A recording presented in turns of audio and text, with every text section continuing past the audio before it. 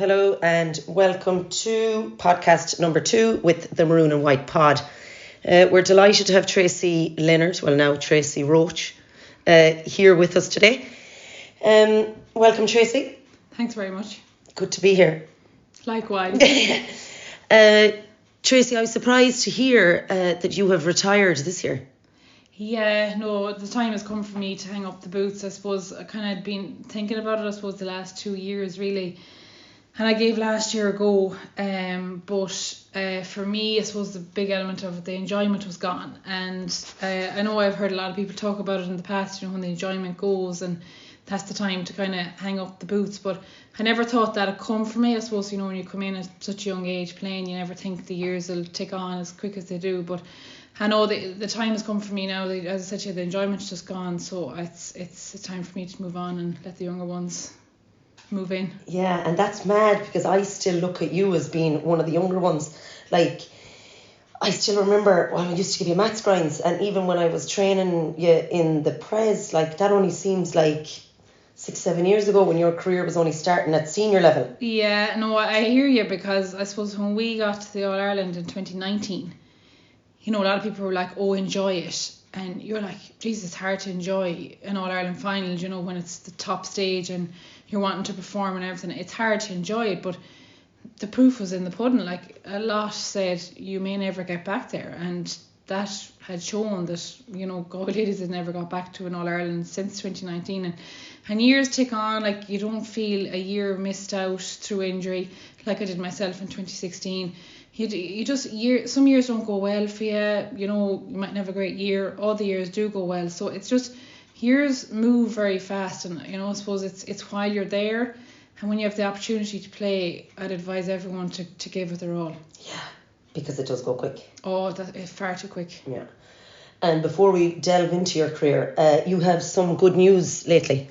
Yeah, a bit of a different. I suppose my summer is going to be a bit different next year. You're gone into stud. Yeah. I'm currently 22 weeks pregnant, so I suppose the summer is going to be a little bit different this year. It won't be getting ready for trainings, which might be easier, I don't know, come May, June, July. Might be easier to pick up the gear bag and go training, but no, we've a little one coming along the way in May. In May, very good. Yeah. So it will be a very different year for you, 2024. But as you mentioned there earlier, I felt it myself as well, that the older you get, the busier your life gets. And not that you value your free time or your evenings a bit more, but you're coming down the Galway road there at 5 or 6 in the evening, you are.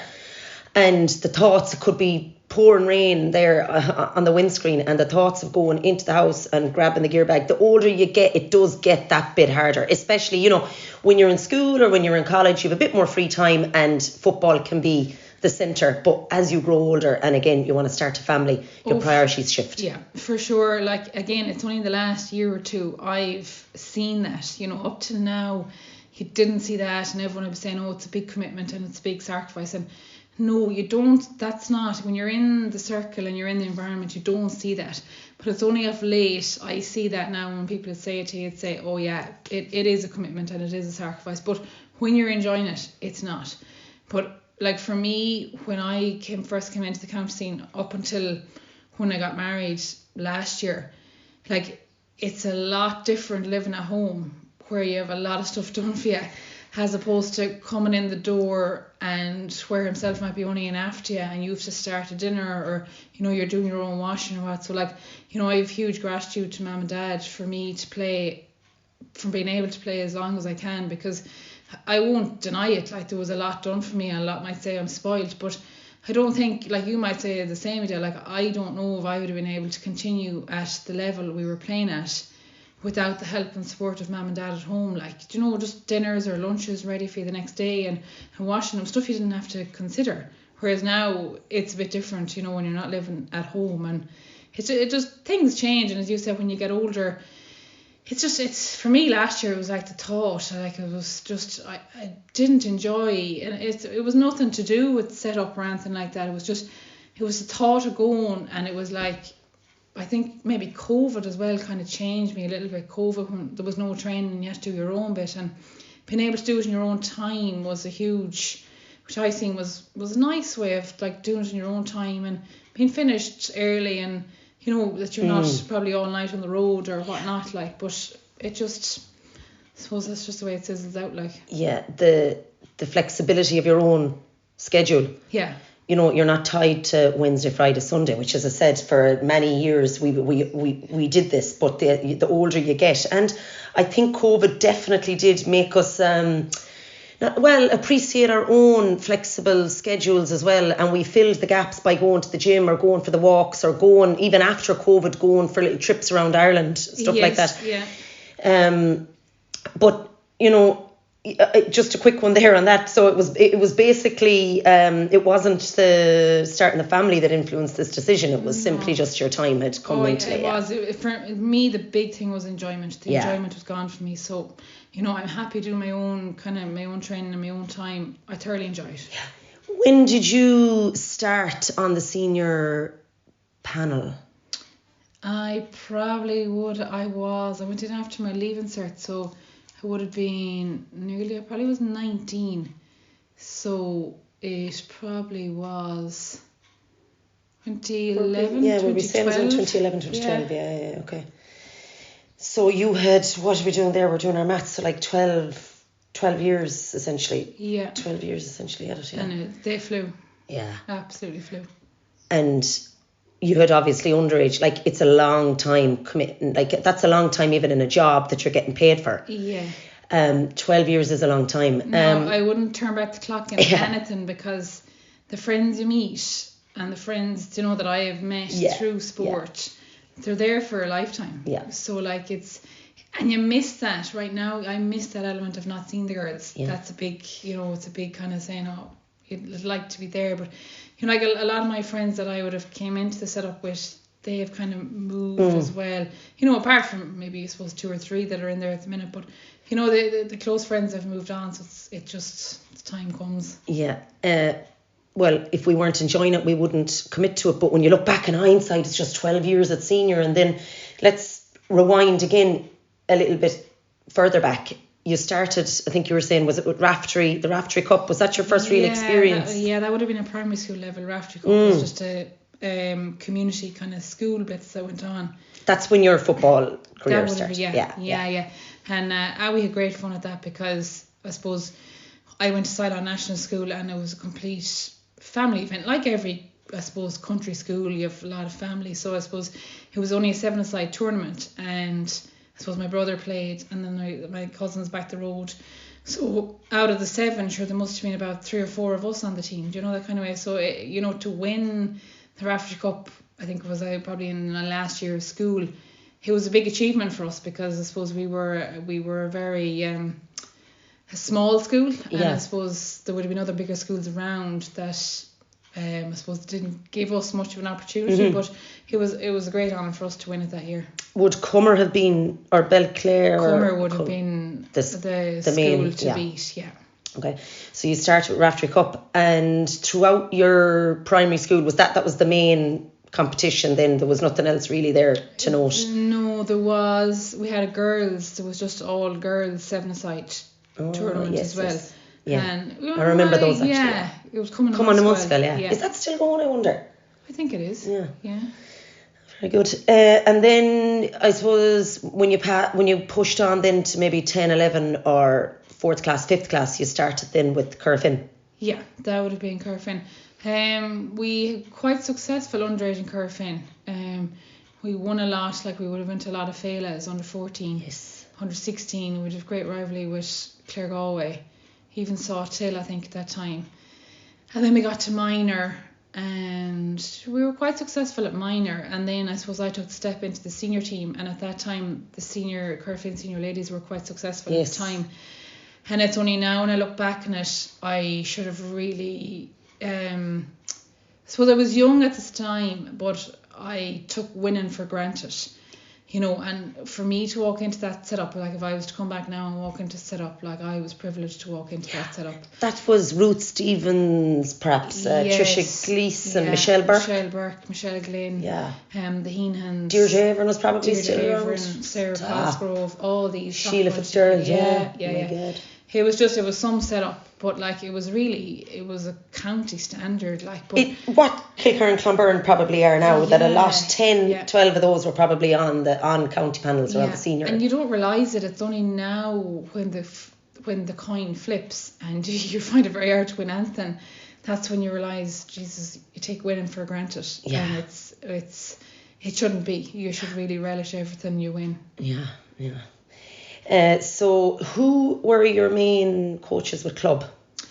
Frank Morris was probably my main one, because we had Frank from a very young age. Like I think Frank was my first coach, because Mum will always tell me she remembers bringing me up to training, and Frank was like, oh, come back for an hour, and Mum used to always say, do you think I've nothing else to do but run up and down the road? So Frank Morris was just a huge tribute goes to him, because Frank was always a man about skills, and it wasn't just your good foot, it was always your weak foot. So we've Frank to thank for Frank. Yourself and Roisin, and more than likely Lisa as well, both feet. Yeah, we all kind of went training together. If there was one car going up the road, we all hopped in and we all went. But Frank Morris, I had Michael Newell as well for a while, then I had Bernie Glynn, say Michelle's dad, we had Pat Gleeson, yes, and we had Michael Ryder as well for a while, and I suppose in the last while Curfin, we had Terry Delaney, and Terry has done a huge shift in Curfin.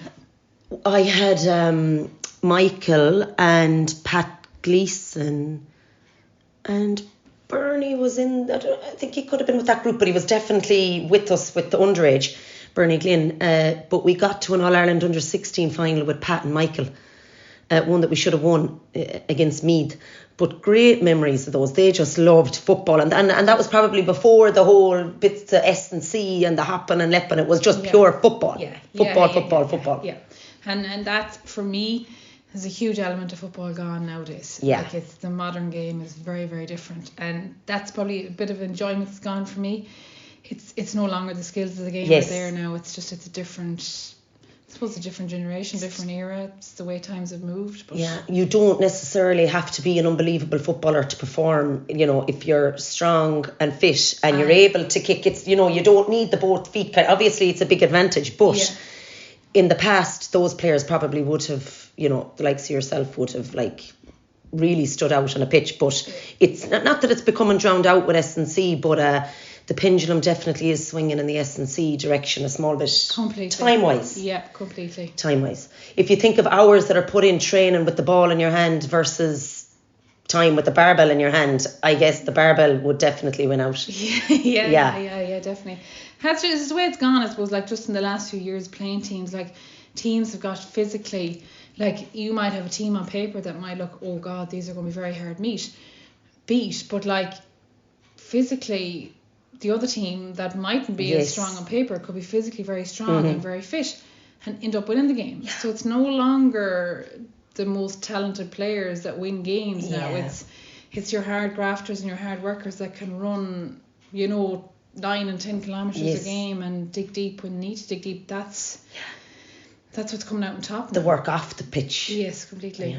Yeah. So that was club, and then you went to the Prez. Sean McGrath. Yes, yeah. And tell us about that then. What victories did you there? We had quite a good success in the Prez. Like Mr. McGrath at the time was probably way ahead of his time, really. Like he definitely. I always say to people, I go back to school in the morning, back to secondary, I didn't have to do any exams because he took it so serious. And he was very organised. Very professional, highly organised. You know, like we trained regularly, games, there was a proper meeting before games. You know, when you chat to other girls, they'd be like, it was hit and miss, you could go to training today and not turn up for a month, whatever. That wasn't the case in the present. And I enjoyed that. Now, other people wouldn't. You know, some people that kind of play football for the enjoyment or just come for the go day, yeah. Didn't like that side of it, but I must say I really enjoyed the Prez, and we had good success in the Prez, I suppose, which makes it easier too when you're winning. Yeah. You know, it's probably hard to keep going training if you're not winning, but no, we had quite good time in the Prez. And again, it was football pitch centred. Yes. So I do remember that from my time in the Prez as well, and I always look back, like Sean, he'd be rocking around the corridors there. There was no missing training. Like if you were in school, you were going training. Completely. Yeah. Yeah. Whereas now, maybe with club or with club coaches or county coaches, now county's obviously a different gravy, but like with club coaches, it's easy. Say you have a pain here, or you have a niggle there, or you feel a bit sick or something. They're not with you, or they haven't been, bumping into you in the hallway. But that is definitely a factor in it. And then you went to was it GMIT? GMIT in Castlebar, yeah. The football wasn't as big in GMIT in Castlebar now. It was very much your come day, go day, really, lifestyle. Now, it was fine, and it suited me because I suppose I was playing senior county at the time, and I suppose your time was given up to that. And if you were training with county on a Tuesday and you had college training on a Wednesday evening, and I commuted up and down to college, it was another evening of training. A lot, yeah. It was lots. So I was kind of only glad at the time that it wasn't as big as we suppose like in UIG or the UL girls were playing. Like, who did you play with of note with college football wise? What girls? Putting you on the spot here now. You better think of one at least. No, you weren't that. No, it's just yourself. Yeah, like, cause when it would say with what I studied nursing down there, it was very hard to get a team together or get numbers because you had people doing different years, and different years were on different placements at different times. So you could have had a girl playing that was on nights. Okay. Wouldn't be able to come training. So I think that was. It wasn't very together. It wasn't very strong down there. You may not have everyone the day of a game day, which wasn't really ideal. I get you. And then, as we said, you start with county, the senior team in 2011. But tell us about your underage career. Underage, were you with under 12? Sorry. Under 12s, under 14, under 16, and I didn't play minor. Pat Costello would have been manager of us. We had Larry Cunningham. We had Mary Walsh. Yes. And Breda Walsh. We did a lot of different. I said nearly every grade had a different manager, and then I suppose I played under 12 for 2 years, under 14s for 2 years, under 16 the 2 years. You have the privilege of having the birthday early in the year that you got. When's your birthday? It's January. What date? 29th. Oh, very good. Not too far away. So. Yeah, I don't really like them nowadays. They're getting older. We're all going the one direction. That's all that I tell myself. So had you any underage victory with county? Yeah, we won Connacht titles. Okay. Won, and at that age, it never went on to All Ireland. Oh. I think you would have had a blitz. It was a one-day run-off thing. Okay. But we were always quite strong at Connacht level. We always kind of came out the other end of Mayo were usually our biggest. Very good.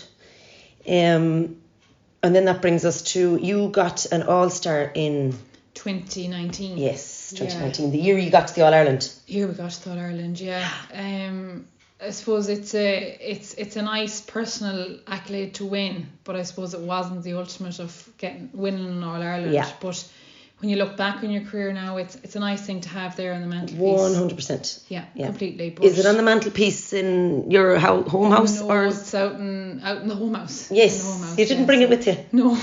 Will you bring it? Not yet. No. I will. We're in the process of building, so when we've built, I'll transfer it out. It might be a wrestle with Breach, though. I'm sure she loves looking at it. But you mentioned there as well that wasn't obviously your ultimate goal. Like, nobody starts out their career to win All-Stars. But again, it's a nice feather in your cap. Your ultimate goal was Brendan Martin, the senior All-Ireland. Yeah. You never got one. No. The last time it was won was 2004. So you were a bit after that, 2011. Yeah. I don't understand it. Can we discuss that for a minute? How have Galway not won? It's a pretty broad question. How have Galway not won an All-Ireland, considering what's going on in Kilkerran and Clonberne, considering what's going on at underage? Why is it not? What are Galway doing wrong that it's not transferring? Yeah, over? You're not the first one to ask the question, and you certainly won't be the last one. But it is mind-baffling because, as you said, we've a lot of minors won, but like, as I say to a lot of people, from county minor to county senior is a big step up. It definitely is, because you have girls at minor level that come into a senior setup, that strength-wise, the strength in senior level now has gone through the roof. I think at minor level they play a more modern football. There's actually football. Whereas I think the game at senior has changed, as we mentioned before. It's built on fitness levels, and it's it's not a skills-based game. Yeah. So it's very much kind of, you're running a lot with the ball. There's a lot of hand passing. For me, I think like Kilkerran, I suppose, have shown, the success they've had over the years. But I think at club level, they have players that other clubs can't match. Yeah. Whereas at county, you have a county team that can match players. Yeah. They're being matched. Yeah. Whereas I think at club level, it's very hard to get players to match the calibre that they have. Mm-hmm. But some really good points there. But you'd also imagine that, like, we're coming out of the traps strong. If someone was to look at, without looking at a senior team, if they were to look at what Galway has or what Dublin has done, like the Galway's CV would be a lot more attractive, to other counties, the Meads or this, considering the success that's going on, as I said, at underage and with club. So is there anything that you think that, like, the senior, and I know you're only out of it, so it's a bit of a heavy loaded question, is there anything that you think that the county board need to be doing? Like, under 21 isn't really the answer, because it's filling a gap, but it's not really filling the gap. When I moved from into the senior panel back in 2003, we had a junior team. Is that an answer? Will that bridge the gap? It's a good question. I just don't know about, like, I just see it in our own club, and we have a junior team, and it just seems to be like where people want to drop off and just play junior. So, and I know county is a different setup, but I do agree there's something needs to be filled between minor and senior, and I think that it needs to be integrated so that they can see when they step up to senior what's expected.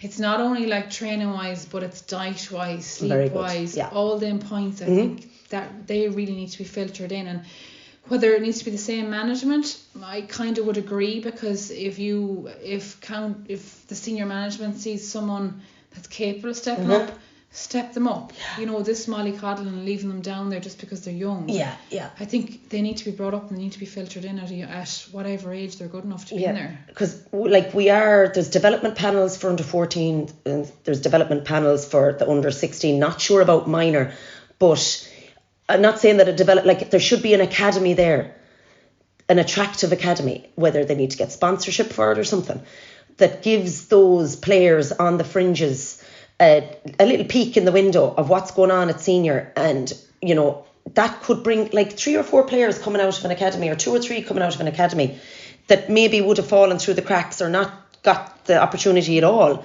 is a big deal. So do you think something like that?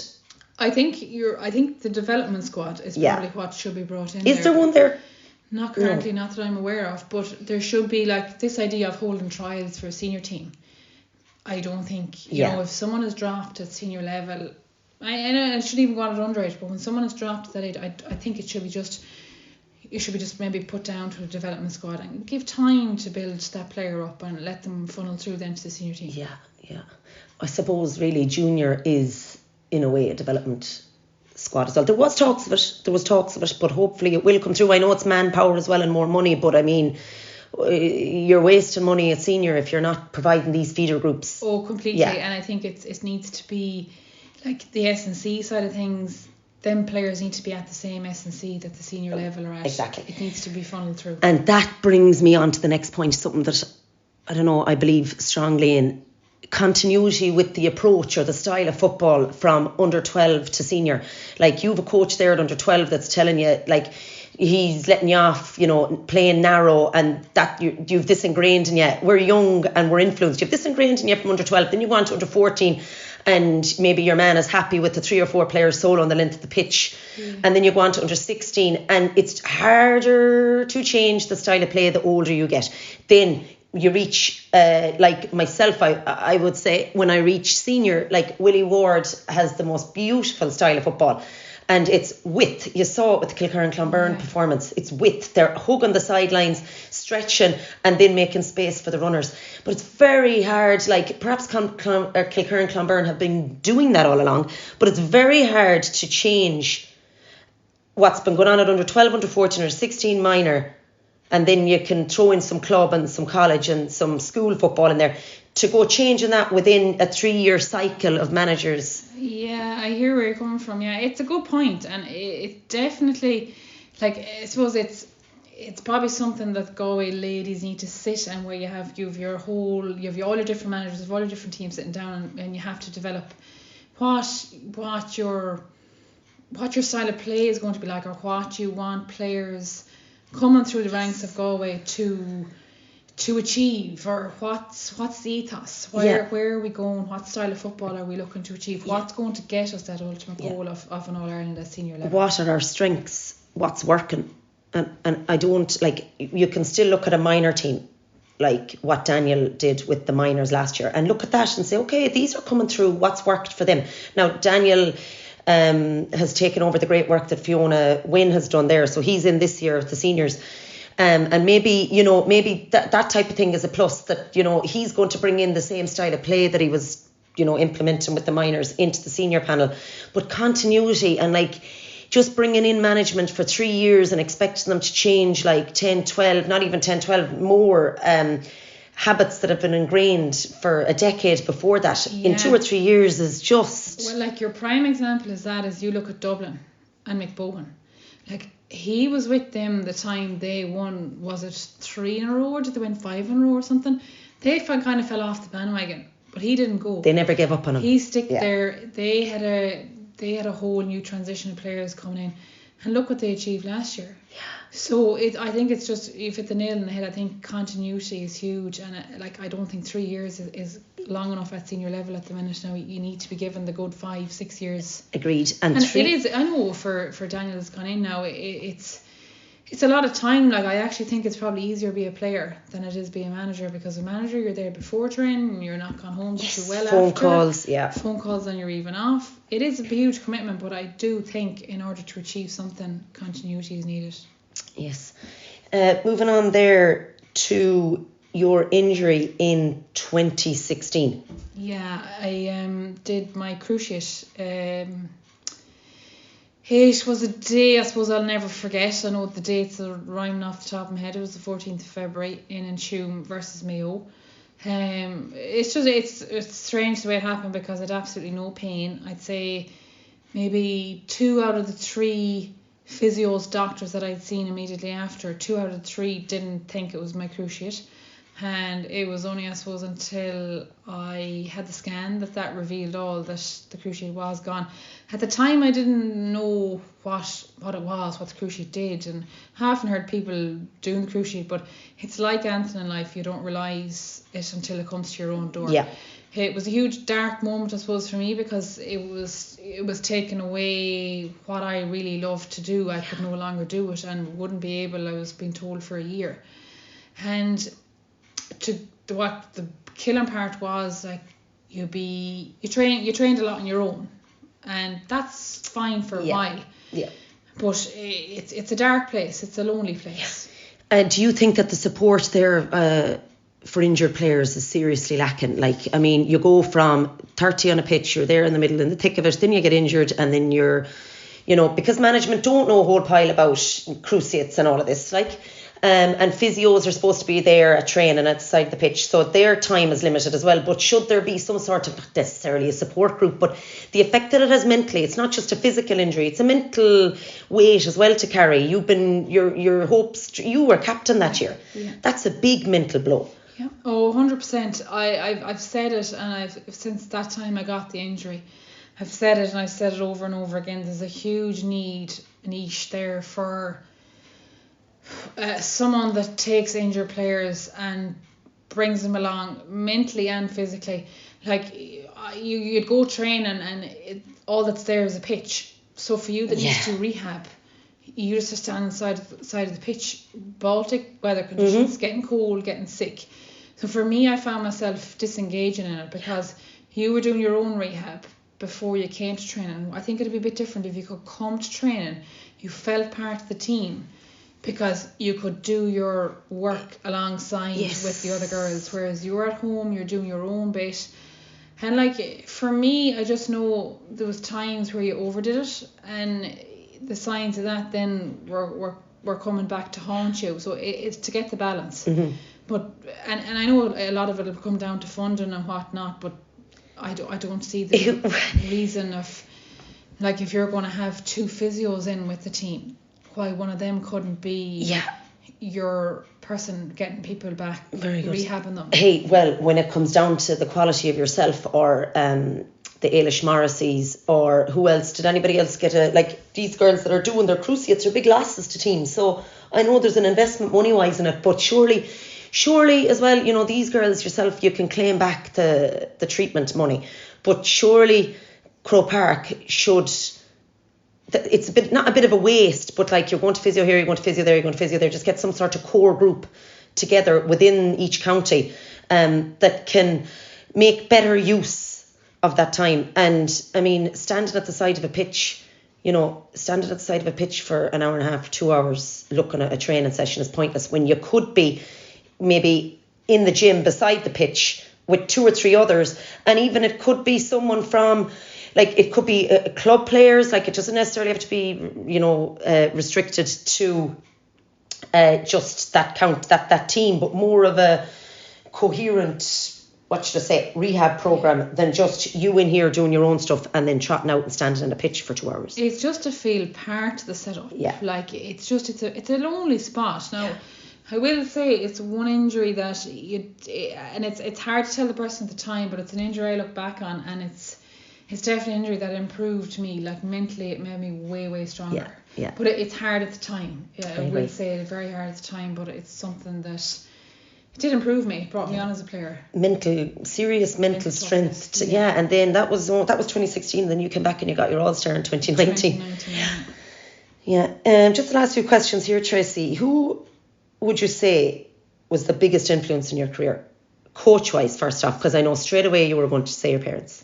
Yeah, Frank Morris, I think, has to be up there, because Frank, as I keep harping on, Frank was just all about skills, and you just thoroughly enjoy go training because it was all skill work. It was all kicking the ball. You know, that was your first instinct, to look up, kick the ball. Yes. And even when I came into the Curfin senior team at that time, that's what it was. And the enjoyment, sure, I didn't realise it, but the enjoyment was huge at the time, because that's, I suppose, it's like everything in life. It's what you're brought up and what you get used to. That's what I was used to.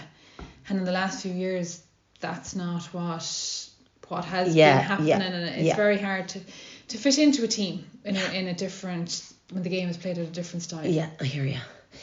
And then you always refer to your parents. Yeah, no, I wouldn't be anywhere without Mum and Dad. You know, they were huge to me at underage, bringing me here, there. I often remember Dad... Her mum would sit in the car for an hour when we'd be training up in Minlow Wimets at underage. You know, like, it's not everyone that'll do that Mum either. Used to bring me to Coolarn, the middle of nowhere, and go, I don't know, maybe she went to visit my auntie, or maybe someone else brought me home, and we've on daily off and brought me to training. But it's a lot for them as well when you're not driving. Oh, it is. I mean, it's only when you look back on it now, it's like it's a lot. It's huge to ask someone to bring you and sit in the car. Like, you know, if you had to sit in the car for an hour and a half yourself, you'd be kind of frothing at them out, wondering where it's going on or whatnot. Or they finish it. I know, and like, I'm sure they travel to the length and breadth of Ireland supporting you, like, to any game, whether it be up, you know, the top end of Ireland. They were there. You made it worth it for them. It's even at home, like when I mentioned being playing with the Galway team, like, you're washing your lunches, you know, you never had to ask. It was always done. And I know a lot would say to me you were spoiled, but that's just the way they rolled. Just the way they rolled. Yeah. Are they disappointed that you're retired, or do they understand that life must move on? I know they're understanding of it. Like, they will miss, I suppose. Now, look, they'll still support, but they'll miss the days trek. And now, I suppose with Jason still playing, they'll still have days out following him around the place. But that brings me to Jason. Actually, he is playing with the Curfin seniors. Yeah, he's travelling at the minute. He's away travelling for the year, well, till summertime anyways. So I suppose it's a bit different at home now. He's not around either, so yeah, so kind of have their own time. The relationship has really been tested. They'll have to start following Roisin. What did you make of Cara Finn's performance with the men against Bridget's? Very disappointing. Disappointing. I probably thought, Bridget's were the better team on the day. I think Cara Finn just didn't perform. And look, it's like everything. The time, Cara Finn had their good spell. And I suppose this year, they probably, looking at them in the county scene in Galway, didn't look like they were going to come out of Galway at all. And that's harsh for me to say, but they really did progress. But I think on the day, Bridget's were just phenomenal. Like, even looking at Bridget's in the semi-final the last day, their fitness levels are phenomenal for this time of year. Like, they just seem to be a team that's going to flourish. Like, yeah, that'll be a good final. The Glen, they had a good performance as well. Last question. Your one favourite memory, if you could click your fingers and go back to one moment in your entire career, what would it be? I think it would have to be, this is going back to primary school level, I think it would have to be Raftery Cup, because it was family orientated, I suppose, and I did a lot. I had my brother and two cousins, Roisin and Lisa, back the road. I think it was mixed? It was mixed, yeah. I think it was a family affair. I think that has to be, because we weren't given a chance in that final because we were playing against Cummer, and Cummer didn't allow girls play. You had to be fourth or fifth class and above to play in Cummer. Whereas in Ceylon, you played if you were in first class or second class. Do you know, that kind of way? And that tops the All-Star, the 2019 All-Ireland. Wow. Yeah, I suppose 2019 All-Ireland is one that we didn't perform. And look, we weren't let perform. Dublin were very good on the day. Dublin were, sure, they had won a few in a row at the time.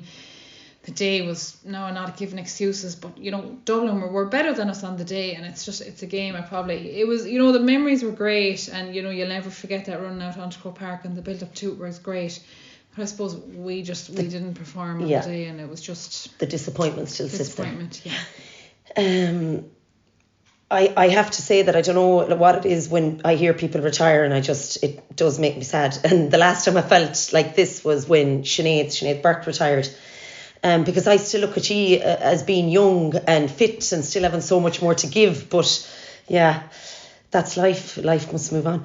But Tracey, that brings us to the end of this podcast. And I want to thank you again for joining us for podcast number 2 with the Maroon and White Pod. Thank you for the memories. And no doubt what's cooking up there and will arrive in May will have some of those genes. Hopefully we'll have some of those genes, and we'll be kicking points over from the corner flag in Croke Park we'll give it 20 years time. Okay, thanks, Edel. All right, well done. Thanks, Tracey.